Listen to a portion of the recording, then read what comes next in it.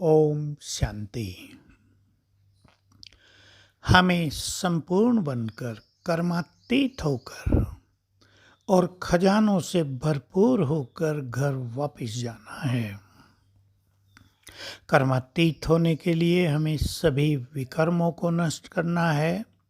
संपूर्ण होने के लिए हमें सर्व गुणों, शक्तियों, प्योरिटी से अपने को भरपूर करना है और सर्व खजाने, ज्ञान का खजाना, सुखों का खजाना, शांति का खजाना, प्रेम का खजाना, शक्तियों का खजाना, श्रेष्ठ संकल्पों का खजाना, खुशियों का खजाना, पुण्य कर्मों का खजाना, श्रेष्ठ भाग्य का खजाना प्राप्त करके हमें स्वयं को पूरी तरह संपन्न बनाकर, इसे संपन्नता कहते हैं, सब कुछ मिल गया, हमें घर वापस चलना है।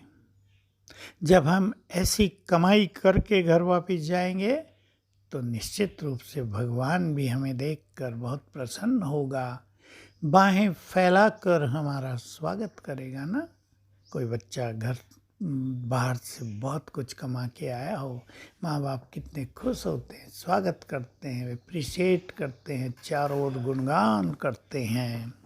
तो बाबा हम सब पर बलिहार होता है यदि हम उसकी आज्ञाओं पर चलकर सर्व खजानों से स्वयं को भरपूर करते हैं। तो विचार कर लें, हम ज्ञान के खजाने से भरपूर हैं या और संकल्पों से भरपूर हैं।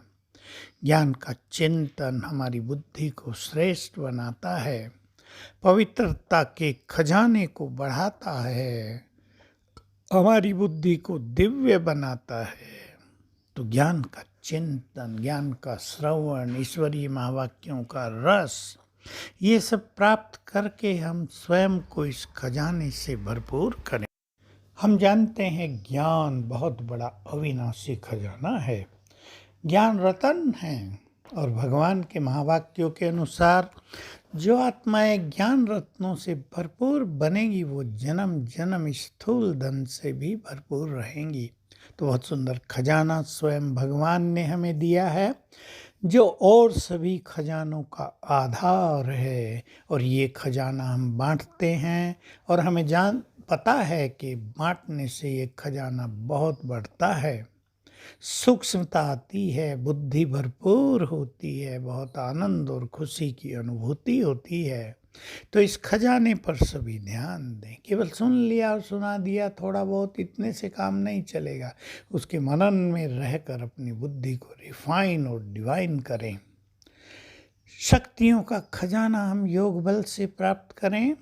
प्योरिटी का खजाना अपने 5 स्वरूपों के अभ्यास से बढ़ाएं और बहुत खुशी जीवन में ले आए।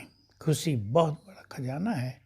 जो व्यक्ति बहुत खुश रहता है उसके ब्रेन के न्यूरॉन्स यानी कोशिकाएं, सेल्स बहुत एक्टिव रहती हैं, जागृत रहती हैं, जैसे पुनर्जीवन उन्हें मिल जाता है।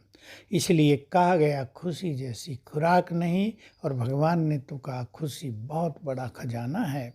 बातें तो आती हैं और चली जाती हैं, लेकिन ज्ञानी वही, बुद्धिमान वही जो बातों को जाने दे और अपनी खुशी को आने दे, उनको खुशी को विदाई ना दे।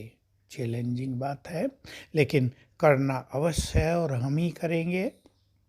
ऐसे ही पुण्य कर्मों का खजाना बहुत बड़ा खजाना है, जिससे मनुष्य के भाग्य का निर्माण होता है।